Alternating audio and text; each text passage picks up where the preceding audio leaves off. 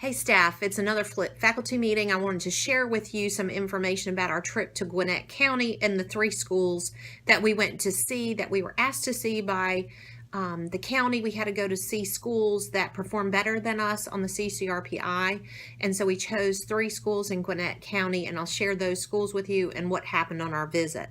6 of us went on the visit. We chose Miss Dixon in 6th grade ELA. She went with us.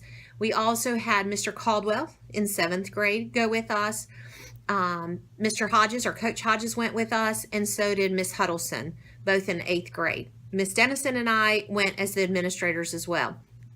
And we really had a good time going, but it was a full day and saw 3 schools in one day. But we did learn a lot. And like I said during our meetings, during your planning time, we did see something that we're not doing here that we think we can start here and that will make a difference for us. And we hope that that will help improve our score. So the first school we went to go see was Five Works Middle School, and Miss Douthart is the principal there, and she welcomed us in, and she had an ELA teacher and a social studies teacher there with her administrators as well. One of the reasons she said she specifically had the social studies teacher there is because, and I'm going to attach for you the scores, we brought with us all of the areas, the performance index descriptors from the CCRPI, and we did how we did on it, and then we put how Five Forks did on it. We did the same thing for Hull and for Alton C. Cruz. So with Five Forks, one of the areas, and they knew it, they said that they have been having lots of people come visit them to look at it for social studies, was because in the social studies, where it has weighted percent of students scoring at developing learner or above on the Georgia Milestone Social Studies and a grade test, they were at 98% were developing or above. We were at 70.9%. So we wanted to find out what they were doing. Now, their teaching is no different than ours. It looked like everything else that they were doing as a school was the same as ours, but we're going to share with you some things that we do think that they were doing that help scores like that. They also perform better than us on the English language arts. Their developing or higher was 83.6%. Ours was 70.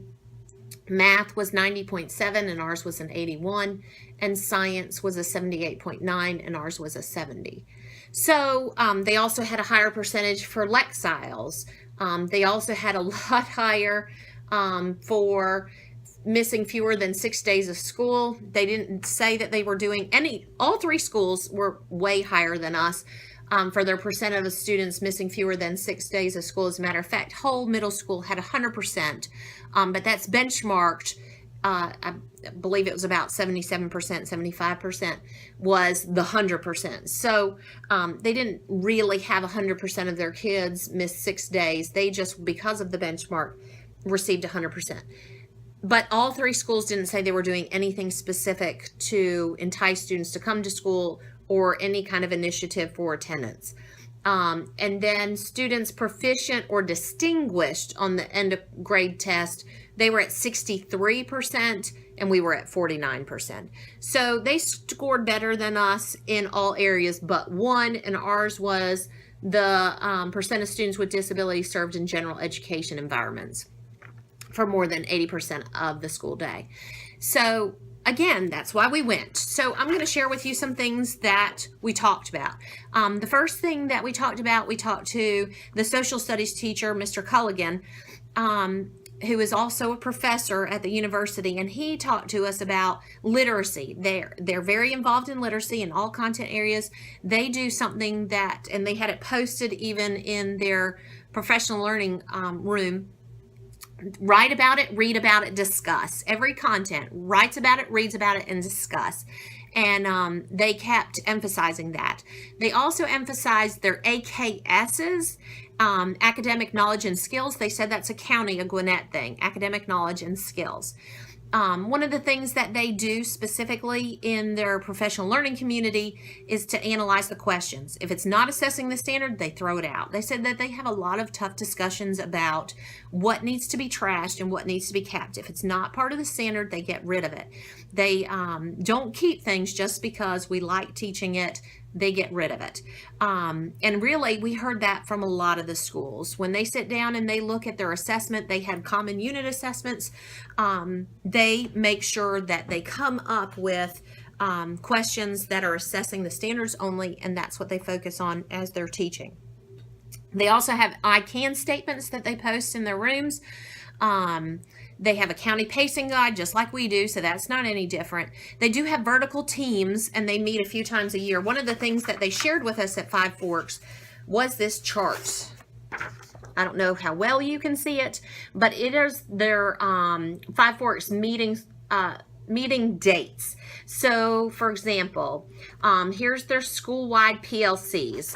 Then they have their new teacher induction meetings. Then they have ILT meetings. Then they have special education meetings, curriculum weekly PLCs meetings. Then they have advisement administrative book clubs on Fridays. Then they have STEAM collaborative planning. They have a leadership. They have technology training dates. Then over here is the vertical that I was just talking about, language arts vertical alignment, math, technology, STEAM, special ed, science, and social studies. And it looks like each of those content areas has 2. So these are all of their meetings that they are having. And those are for the entire year. So they do have vertical teams, which I think is something that as a county we should start looking at, because our 6th grade students are not coming in with the foundation that they need for reading, for example, or for the knowledge and the rigor in science and social studies to do well here. So that's something maybe we want to look at.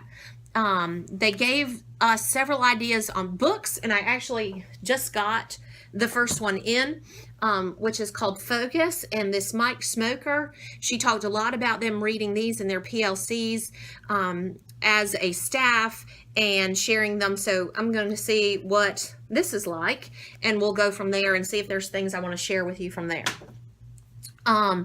So they also read, and some of you may have read this, Teach Like a Pirate, Teach Like a Champion, things like that.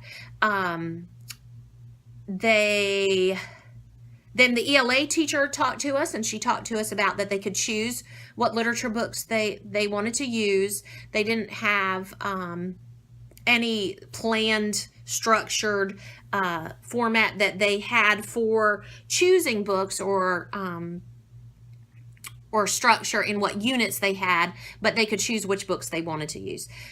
They have a summer stipend that they get from their school to plan. That might be something we want to look at, that we can offer. We can get maybe the stable to help pay a stipend for teachers to come and plan those units out, or the common assessments. Thursday, they have PLC time for 90 minutes during their planning every Thursday, and they plan by grade level. They also have, one of the things that they had was a reassessment policy. If a child scores lower than a 74, they have to reassess. They reteach and they reassess. There's a book or a movie they told us to watch, and it's by Rick Mormelli. It's called Reteach, and retesting done right. And so I'll watch that and see if that's something I want to share with you as well. They said what they do is a day in class. They do test corrections, and that's kind of their ticket to be able to retake the test. They have a retest day. They do interesting or enrichment activities with the children that aren't retesting, and then they retest with the other children. They said it is a different test. It's not the same test. They also have help session days in addition to these, when they don't have meeting times, they have help session days with their students. Their school day starts at oh goodness, I forget now, 9:20, but the teachers still have to be there at 8 o'clock. So they have an hour and 20 minutes before school starts, and that's when they do these professional learning communities. They do their vertical alignment meetings. They do their book studies that I was discussing all during that time in the morning. They also do that tutoring help session days during that time in the morning that parents can bring them. So They house the children in the gym if parents bring them early to school before the school opens, kind of like we put our kids in the cafeteria. But instead of them sitting in the cafeteria, they do tutoring time instead of that. They mandate for the teachers to have their rooms open, since they have to be there at 8, to have their rooms open for the students to come down there to get assessment help or whatever they need to do. They take the highest of the 2 grades for those reassessment. They do kids talk once a month. So in other words, if a child has to retest several times, if they're a child who regularly has to retest, those names are given to the counselors, and the counselors do kids talk once a month with those kids that keep having to retest, and figure out strategies to help those children so they don't have to keep retesting. Another interesting fact that they do at Five Forks, they don't assign homework at all. But then the math teachers, I guess, complained and said that they felt like they really needed to do that for assistance in math. So math is now allowed, but it can only be 2% of their entire grade. So homework can be given in math, but it can only be 2% of their entire grade. All other subjects, no homework. There's a leadership meeting that they have on Friday, and we're talking about doing that as an administrative team, having something similar so we can sit down and meet as a team on Fridays. The other thing that I liked that all 3 schools had, they had an administrator, obviously, that was over a grade level like we do, like an administrator for 6th grade, administrator for 7th, and an administrator for 8th. But then they also had content administrator. So for example, like maybe I could be the ELA content person because that's my background. Maybe Miss Dean could be the science person because that's her background. And so they work with those content areas to work on those common unit assessments. So I really did like that as well. All of their teachers, every last teacher is GT certified. They won't hire them unless they're going to get GT certified. So I thought that was very interesting. Let's see, I talked about the help session in the morning. They talked about text complexity, and that's something else that I can read, a book. And then they also said, the principal shared with us that she's doing this SAM initiative, and what it is that she logs all of her time from the second she gets out of her car till she gets back in her car at the end of the day. She logs all of her time, and she has to have a certain percentage of it being curriculum wise. And then she said that she'll have an auditor come in. She was supposed to have it come in the next week after us to see if she is truly logging her time correctly. I thought that was very interesting. They have a school-wide management plan. Teachers document their steps and they work with the parents, and that's something I'd like to see what that management plan looks like. And so I've asked if Ms. Douthart would send me what their school-wide management plan looks like. They have advisement twice a month. We're doing it once every 9 weeks, but they do it twice a month. One of the things that I really did like, and Ms. Dennis and I talked about, she's going to change this for next year for advisement, is that during advisement, the special education kids go to their case manager. That is their advisor. And I really like that because a lot of times special ed case managers don't see those children. And so that would be the time for them to get to see that. So I really like that. They do it every other Friday. They did say, this school did have, I take that back about the attendance, they have that they could earn 5 forks. So homerooms would get and post outside their door a fork every time that their homeroom had 100%. Once they had 5 forks, because that's the name of their school, they got a donut party. That was a cute idea as well. They also have Bronco Bucks. Once every quarter, the teacher signs when they're doing something well and they earn bucks. Let's see. They have food at every PLC meeting, which we know food is always a good thing. The other thing that they had that I like, they have something called Five Forks Fathers. The one assistant principal is a male, and he heads this up, and the fathers come in. He has a group of dads that come in and monitor lunch so that the teachers can have a duty-free lunch. So we thought maybe we could do something similar on the Fridays that we have order out. We could have Mustang mothers come in and work the lunchroom so you could have a duty-free lunch. So that's something we're looking at doing as well, kind of stealing that idea from them. They must know their student lexiles, and that's something I think we've really grown and done really well with this school year. They have texts for all their connections teachers, and they have to share with how they're using those texts in their classrooms, because like I said, the write about it, read about it, and discuss it is in every class. They sent teachers to Buck Institute, so I was excited about that because we did the same. They used the ideas from the project-based learning in their math class instead of using text for it.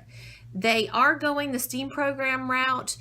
They just implemented a 6th grade group that will move up to 7th grade, and they have a school-wide initiative though of the PBL, and they have to do one project-based learning lesson every quarter. They have something called Genius Hour on non-advisement Fridays. Remember, they have advisement 2 Fridays out of the month, so the other 2 Fridays they have Genius Hour, and so that is kind of like a STEM time where the kids can work on STEM projects, and they have their final project in May. Where the other kids might be going for the retesting or reteaching and tutoring, the other students, the STEM kids, would go to Genius Hour. They have a STEM night where they showcase TSA, Science Olympiad, things like that. They have Girl Power, where female speakers come and talk to the female STEM students. They have at their school Latin and Spanish. They also have Algebra 1, high school Algebra 1, and Geometry. And next year, they have to have 75% in Algebra 1 or higher. All but 8 students at their school this year in 8th grade are taking physical science. So all but 8 8th graders are taking the high school physical science. And then 75% of their kids are in a high school math class. Some kids, they said, are even in biology. The one thing that we did talk about, and I don't think it was with them, I think it was with Hull Middle School, was that they have to decide who's going to go into the algebra and who's going to go into the geometry or biology early in 5th grade, so that they can start tracking and speeding up their classes, so they're prepared for them. So I thought that was very interesting, and again, really important for that vertical alignment. They have to have 80% for going to next year for Algebra 1 for all is what their goal is. Their GPA is not affected by it for the high school. They get a pass or don't pass. They also do a lot of move on when ready for those kids that have gotten the high school credits at the middle school. They then took us to their professional learning room for their professional learning communities that they have with their teachers each week. And that, I think, is the key. I'm going to show you pictures of what they do. Essentially, instead of like where we would come to your content team meetings, those teachers all go to one room, every content. So there were 5 tables in the room. Each table has a TV at the end of it, so they can plug up their Chromebook to it, so they can pull up all the data that they're discussing for that day.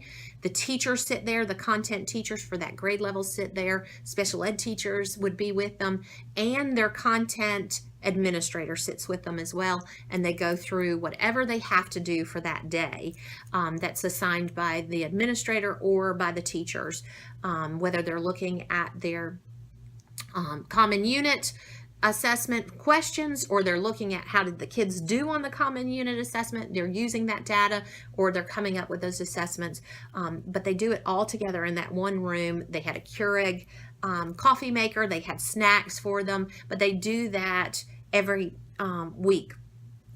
And so what you're going to see as I continue to talk, all 3 middle schools do this same concept, and the rooms looked almost identical.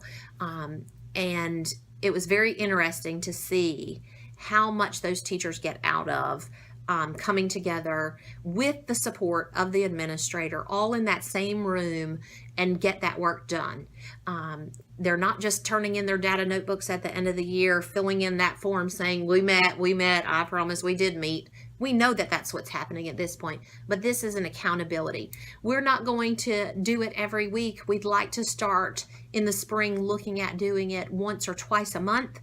That's something we'll talk to the leadership team about. We also need to figure out how we're going to make a room, since we don't have an extra room, how we're going to make a room where we can all come together, because I do think that was the most beneficial thing that they could do.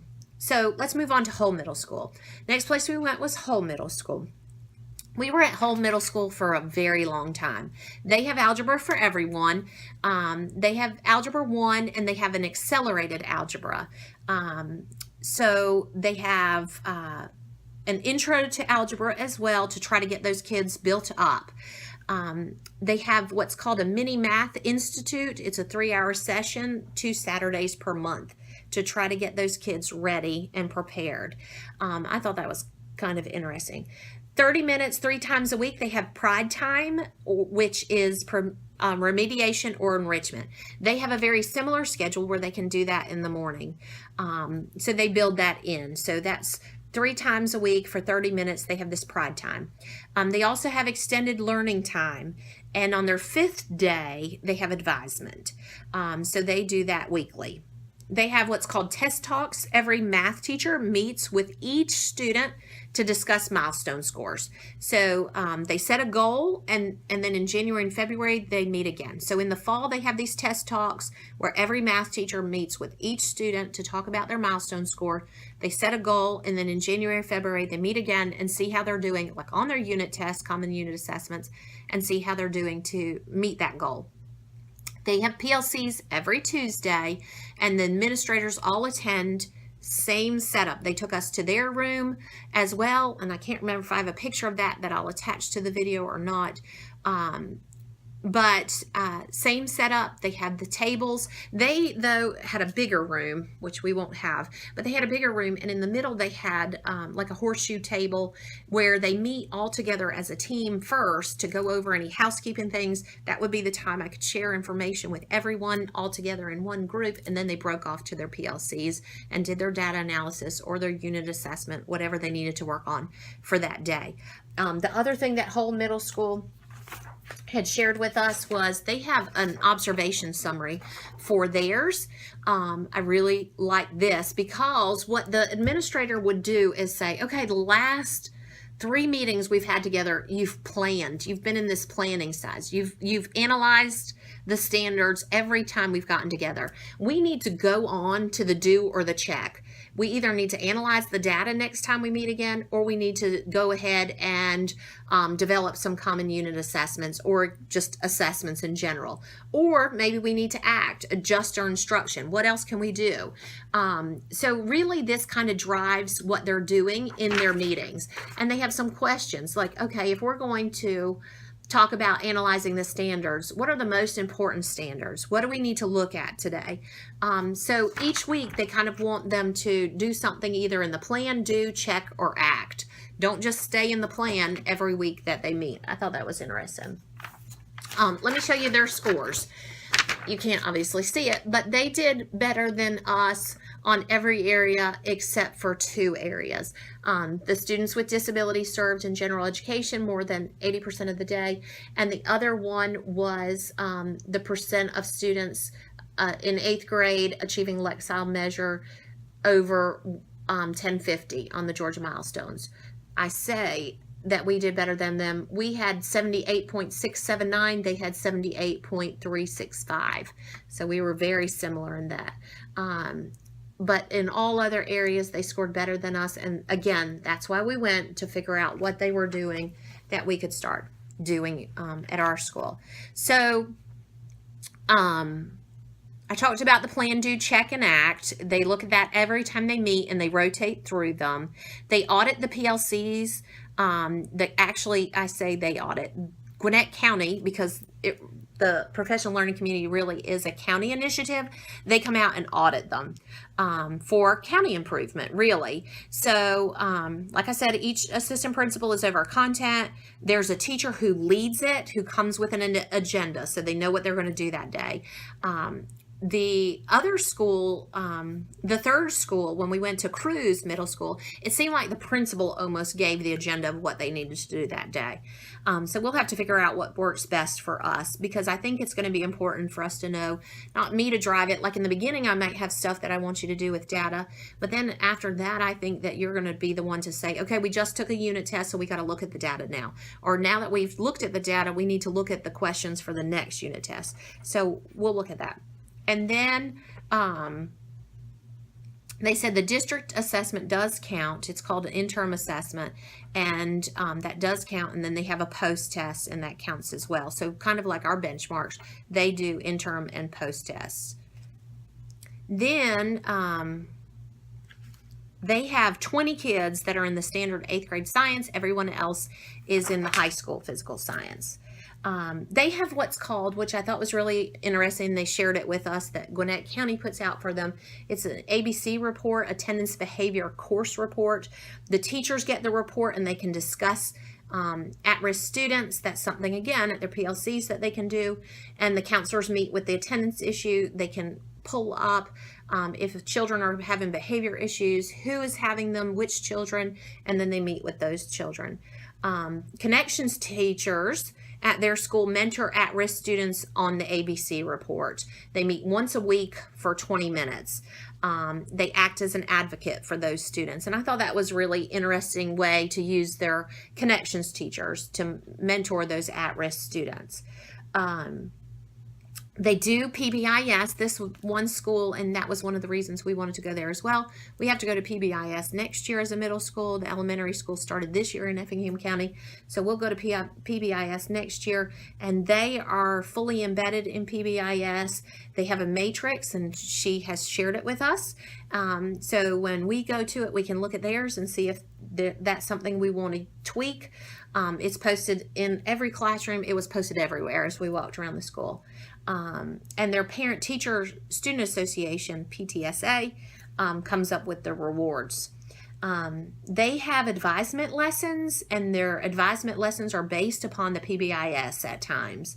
They talked about if there's a lot of academic dishonesty that they're finding behavior-wise, that's something they talk about, and they do a lesson on that during their advisement time. They have what's called line paws. They get a prize for doing the right things. Again, that's PBIS. Let's see. They have what's called a jumper class. It's a class of 30 students who are on the bubble to get that high school credit for the math. And so they have their very strongest math teacher teaching that. Starts out as a regular 8th grade math class, but prepares them to get to the high school credit. So they call it their jumper class. I thought that was neat. They do have that math vertical alignment with the high school. They have that vertical alignment just like I talked about with Five Forks. They have discipline talks. They share data and talk about the goals. And so really we spent a lot of time there walking through the classrooms. Teaching was no different than our school. I mean, really, I saw great things there, but nothing that would even compare to what I see on a daily basis in our classrooms here. I see great things here. So what I think we are missing is that time of coming together as professional learning community and looking through the questions, getting rid of what is not necessary and focusing specifically on the standards. I wish in some ways we could have standard-based report cards so that everything we assign for a grade is tied to a standard. If you can't tell me what standard this is tied to, then maybe you shouldn't be teaching it. And so I really think that professional learning community is what we're going to take away from all three of these schools and start implementing that in the spring. We're going to find somewhere that we can all meet together in a group, pull up that data, and like I said, from a situation that we had at Cruz, some information we shared there, that will be the first thing that we do as a group together and So let's move on to Cruz, and I'll talk about them. At Cruz Middle School, we met with Miss Shapens. She's been the principal there for 5 years. She said that all teachers have to link their personal goals to the school goals. And I think now that we have these initiatives in place, I think that's going to be something important for us to do next year, and I think that'll be easier for us to do. Each content area has a curriculum stretch goal. By subject area, they have that stretch goal. So, and I did talk to some of the teachers about this. So, if 85 is our stretch goal, we want 85% in developing and higher on the milestones. How many kids out of 8th grade have to be developing or higher if we want 85%? We figure out that number, then we sit down and decide. We look at the scores that the kids had last year, we look at how they're doing on their common unit assessments, and we say, okay, I can probably get 50 of my kids to be in the developing or higher. You have all the gifted kids, 100 of your kids may be able to get developing or higher. Special ed, maybe 2 of your kids. So we are found to be accountable for our kids that we think we can get from developing or higher, and we keep reassessing those kids. How are those kids doing? Are we going to meet our stretch goal? If somebody is falling behind, maybe we need to do something to help that child, especially maybe during advisement. And so I really like that idea, and she sent us a chart that we would fill in to fill in our goals, and then we fill in if 75% is our stretch goal, then we fill in how many kids are in that grade level, and it will give us how many kids we need. Well, then we'll divide up by teacher, how many kids each teacher is going to be able to push to meet that stretch goal. And so that's probably the first and second time we do PLC is what we're going to work on. Who are those kids, and who can we work with in the spring to get them to meet our stretch goal? So that's going to be probably the first 2 times we meet in our PLCs, we'll work on that. So then they reassess, like I said, and they keep reassessing how those kids did, and who else needs to be targeted. If I have a child that just can't cut it, I thought he could make it, I've got to choose another child because I said I'm going to have 50 kids and Bobby isn't here anymore. I better find somebody else to try to fill Bobby's spot.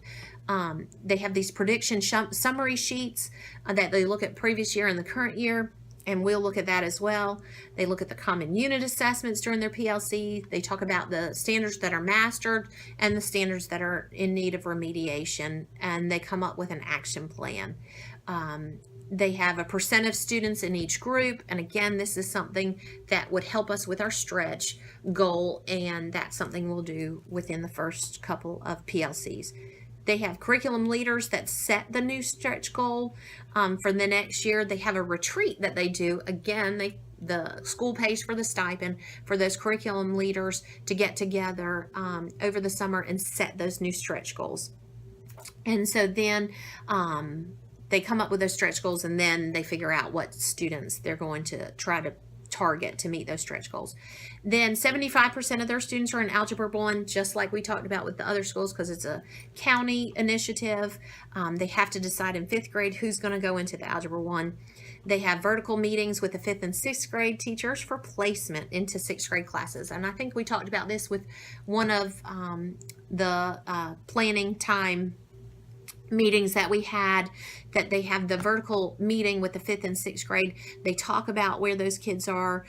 They meet with those teachers, and the 6th grade teachers have a card for every child, and then they divvy out and make the teams for 6th grade. They don't do that as much for 7th and 8th grade because they have a knowledge of those students, but they go back down to 5th grade, bring that information back to all of the 6th grade teachers, and they make the teams. So that is something 6th grade teachers that we are looking at implementing in the spring, is to get that information, send some key teachers out to our feeder elementary schools, find out the information, bring it back, and then you all will make your teams from that information, from their grades, from whether they're STEM, whether they're inclusion, whether they're resource, and we'll make those teams together. And I think that you will have ownership of that then, and I really like that. Let's see. Again, one of the things that all the schools said was some things are difficult, getting rid of this novel just because I want to teach it, or getting rid of teaching this information in a history class just because I really like it, but it's not a standard anymore. Those talks and those conversations with the teachers are difficult, but they said that they always have to focus on what's best for the kids. So we want you to understand, and I know that they try to get their teachers to understand that, there are discussions that we're going to have about, we need to get rid of this, or we need to focus on this, but in our minds, we all want what's best for these kids. We want the scores to improve. We want the kids to learn and be successful and productive. So I know there's a couple other things I was going to share with you. They have, this was from Forks Middle School. They have their Connections Literacy Rigor, their highest level of learning for all students in all classes, their mission, and their beliefs they shared with us. Then again, they have their Connections Literacy and Rigor, and they posted that around the school, or so they said. We didn't walk around the school. This is their master schedule, their extended one. They have, 8th grade has end of day planning. Remember though that that at 9 o'clock they have their extended homeroom, and then at 10 o'clock is the academic one, and then Connections is at 11 for 6th grade. And I can share this with you if you'd like. This is when they go to their professional learning communities. They have 5 guiding questions. The first one, what do we want our students to learn? Again, having the students in the front of their mind. How will we teach it? How will we know when our students have learned it? How will we respond when students learn? And how will we respond when students don't learn? So that may be something we want to pull into our professional learning communities as well. And then they also shared with us the first law of school improvement. And that might be an article that I'll share with you as well. I thought it was kind of interesting. This is Five Forks' other schedule.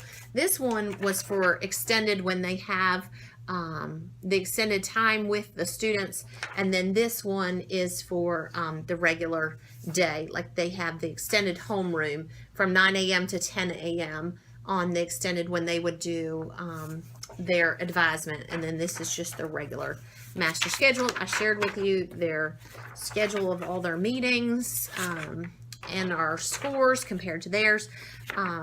This is Five Forks local school improvement plan. They have 2 long-term goals. Five Forks Middle School students will score in the proficient or distinguished range on the English language arts and math objectives.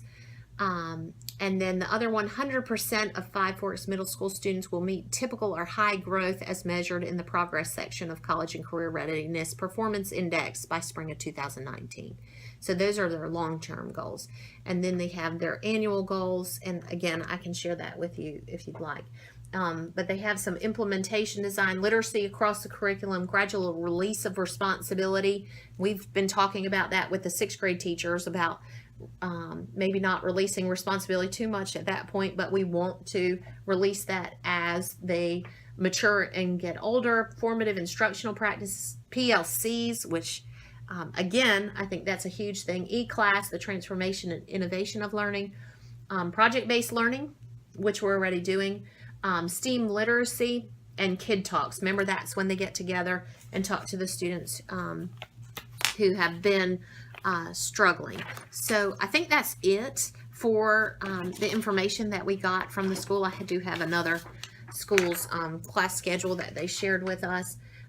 Again, they have a regular schedule, and then they have their advisement schedules, kind of like we have. And they all talked about that they choose specific things that they address in their advisement time, so that they can address items that are problematic, whether it's with behaviors or with academics, and they address those during their advisement time. So you'll be seeing information coming out to you that I will be sharing with you about the professional learning communities and what that's going to look like for our school. But I really think, and I wish that every last one of you could go see it, because talk to Caldwell, talk to Dixon, talk to Hodges, talk to Huddleston, talk to Miss Dennison, or talk to me, and we will try to share with you as best as we can, especially the teachers. If you talk to them, they saw how much of a difference they think those professional learning communities are making in those schools. And we're already setting that time aside. If you look on your schedule and look in your handbook, you're already supposed to be having those content team meetings each week with your grade level content teams. So instead of us just saying, go ahead and meet, and at the end of the year, because I know it's true, at the end of the year, you fill out those forms as quickly as you can and just turn them in. Now we're going to make that time useful. We're actually going to look at the data. We're going to look at the assessments. We're going to meet with you and help you and aid you. I think it's going to be extremely a useful time for all of us. And again, it'll put the focus back on our data and are using our data, and will support so many of our initiatives. And again, please talk to those teachers so they can share with you firsthand what they experienced. And I wish that everybody could go see what we saw. Maybe we could Skype in and let you see one of their PLC meetings. That might be a great idea, and I know that all three schools would love to do it for us. So that would be something maybe we could do as well, is Skype in and see one of their professional learning communities if there's a time that overlaps with our planning time. The schools are more than happy and willing to share anything with us that they can. So we just have to figure out what it's going to look like for South Effingham Middle School and how we can do it in Effingham County. So that's it. We had a great trip. We're excited to bring some of those ideas back to you. If you have any questions or concerns, please talk to us about it. Thanks.